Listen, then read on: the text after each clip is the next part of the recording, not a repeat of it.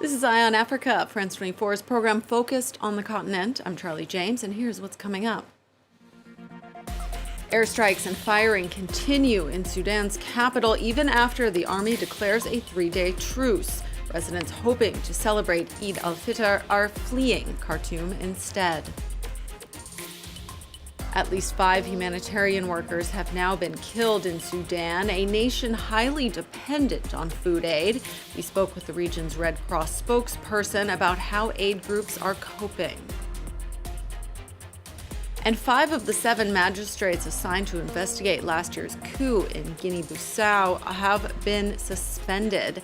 The magistrates say the case is not within their jurisprudence. Our correspondent explains. Thanks so much for joining us on France 24 today. It does not appear that a proposed end of Ramadan ceasefire is holding up in Sudan. Heavy firing rang out in Khartoum late on Friday after the army agreed to a 72-hour truce with a rival paramilitary force. The source of the firing, however, is unclear. A pause in fighting was supposed to allow residents to celebrate the Muslim holiday of Eid-al-Fitr. Our regional correspondent, Bastien Renouy, tells us more.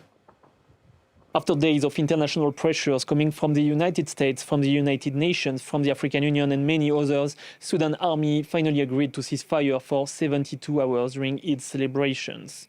This ceasefire is supposed to allow civilians to get food, to get water, to reach hospitals. But one more time, it did not work. According to my sources on the ground, they say that they can still hear gunshots, that they can still hear explosions. And it's not a surprise, because the Sudanese army already said many times during the past days that they will not negotiate with General Hemeti, the head of the Rapid Support Forces, before the dissolution of the RSF. Both General Burhan, the head of the army, and Hemeti know that their power struggle is now a question of life or death. They know that the one who will win will have a chance to remain in power. These clashes come after years of tensions between the two men, starting in 2019 after the revolution.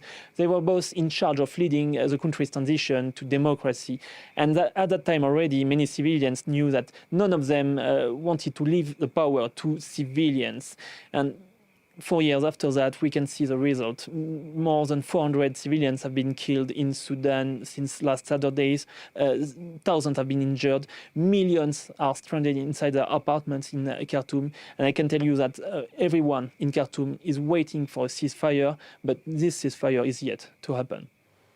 As you heard our correspondent just say, the fighting has now killed more than 400 people, mainly in the capital and the west of the country. As many as 20,000 others have fled to neighboring Chad. Among the dead are at least 5 aid workers. Sudan is the continent's 3rd largest country, and even before the conflict, 1 in 4 people there relied on food aid. But now some programs have been suspended due to the dangers. Humanitarian assistance is critical. Now, UNICEF and our partners, we can't provide that support when the safety and security of staff is not guaranteed. As the UN Secretary General has been saying for a week, we need forces to immediately cease hostilities, for all parties to, respect their international obligations to keep children safe from harm. Earlier, I spoke about the humanitarian consequences of this conflict with Alona Sinenko, an Africa regional spokesperson for the International Committee of the Red Cross. She told us about the situation for both civilians and aid workers living in Sudan.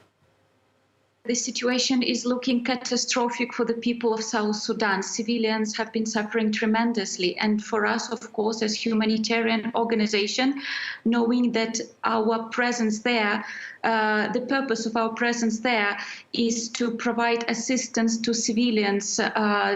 We cannot do this work. We cannot reach civilians because of the continuous ongoing fighting. It has been extremely difficult. It has been extremely difficult on all kinds of levels for our personnel who was there. Their own safety and security, because we had shrapnel and bullets entering our offices, and it was a very difficult week for them, but also professionally and emotionally, because just they're there and they cannot do their work. With so much of the population in Sudan already dependent on aid. I mean, what kind of suffering can be expected now if those lifelines are cut off? You are right. The situation in Sudan has been extremely difficult for years now. It's not. We are not facing this humanitarian crisis just because of the ongoing fighting.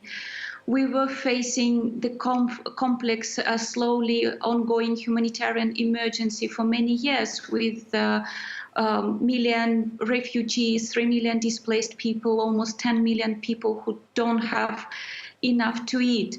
And of course, now when we're looking at the situation with hospitals running out of supplies, going for days without water, without electricity, this situation is probably going to become just so much worse.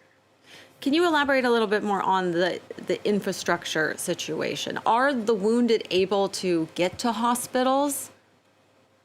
The infrastructure situation is extremely dramatic because the fighting has been taking place very close to the heavily populated residential areas, very close to the civilian infrastructure like water, electricity infrastructure, hospitals, and there were some damages. So there are neighborhoods that have been without water, without electricity for many days now. And hospitals, more importantly, hospitals have been without water, without electricity. And reaching those hospitals for the wounded people and also for the medical personnel has been nearly impossible or at a great personal risk. And this is why we see those terrible statistics, those terrible numbers constantly just going higher and higher every day. And I want to ask you as well about the impact this conflict could have regionally, because there are a lot of people fleeing Sudan right now, and I imagine that neighboring countries watching this conflict have a lot of concerns. This is a worrying situation regionally as well, because we should not forget that for many years, Sudan was considered a safe haven and many people were fleeing to Sudan. So Sudan is hosting over 1 million refugees, and that's one of the largest refugee populations on African continent. And if you look around Sudan, these countries neighboring it, they also facing a lot of challenges and lack of stability. Thanks again to Ilona Zinyenko from the International Committee of the Red Cross for joining us.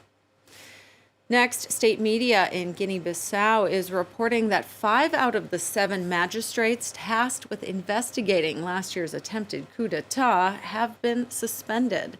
They allegedly refused to pursue the case.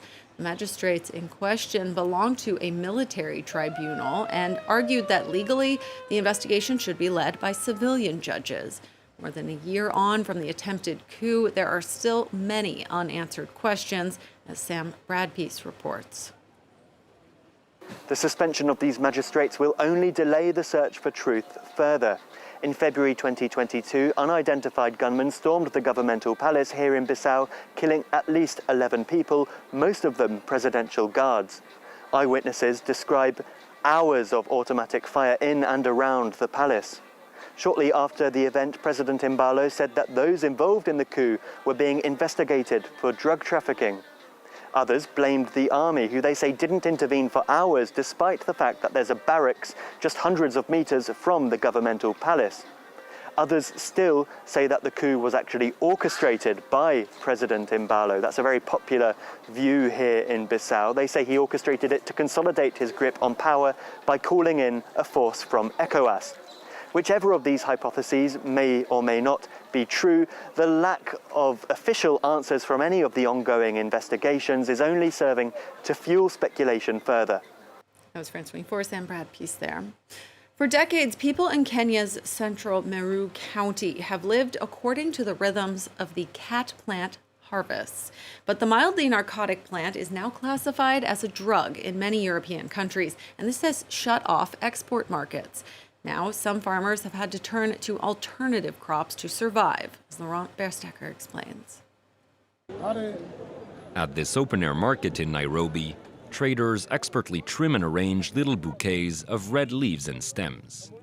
They're selling khat, a mildly narcotic plant which acts as a stimulant when chewed. For decades, it used to be one of the most valuable exports of Kenya's Meru County, making the fortunes of those who grew it. But in recent years, global demand for the plant has almost disappeared. We used to export it to places like London, Australia, Yemen, and Israel. But now these markets have been closed. The UK used to be a major importer of Kenyan khat, bringing in up to 2,800 tons each year. But in 2014, the country banned the plant and classified it as a Class C drug, severely impacting the trade. Farmers' woes were further compounded in 2020 when Somalia banned khat imports from Kenya following a diplomatic spat. In Meru County, Beatrice Kawira was among those who had to turn to other crops to survive.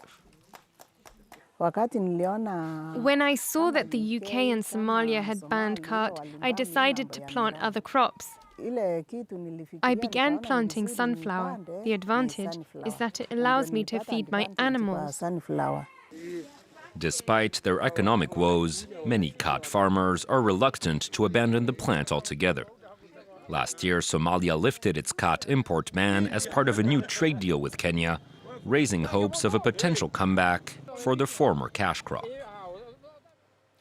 And finally, Muslims around the world are celebrating the holiday of Eid-al-Fitr with a day of prayers, family, and feasts. It follows a month of Ramadan fasting and is traditionally based on sightings of the new moon. Across Africa, from Libya to Kenya to Nigeria, Muslims are gathering for open-air prayers, singing, and dancing. And then, of course, in Sudan, the faithful were hoping for a ceasefire so they could celebrate safely. But at this time, it unfortunately does not look like that is happening, and many are suffering on what should be a joyful occasion. Thanks so much for tuning in for this edition of Eye on Africa, and stay with us here on France 24 because there's more news coming up next.